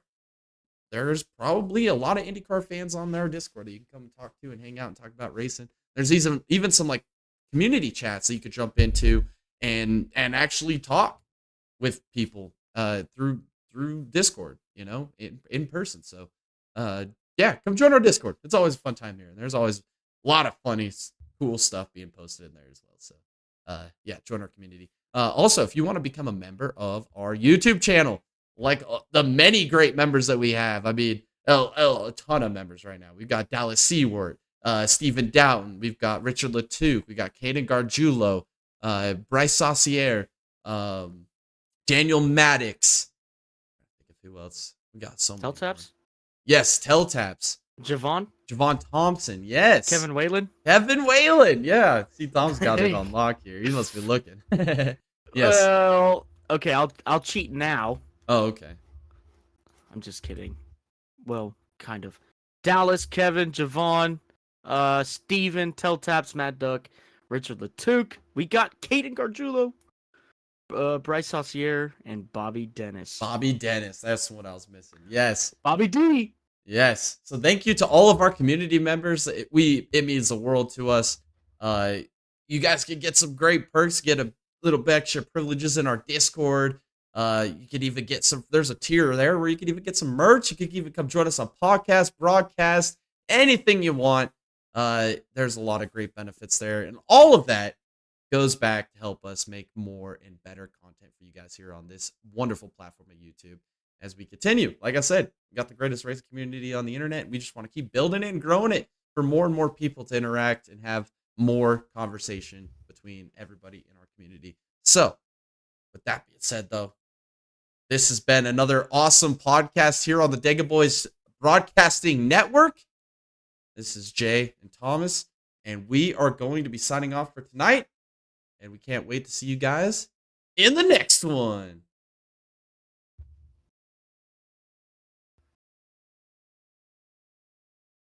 Have you ever had a dreams that you had you could do so you want him to do you so much you could do anything?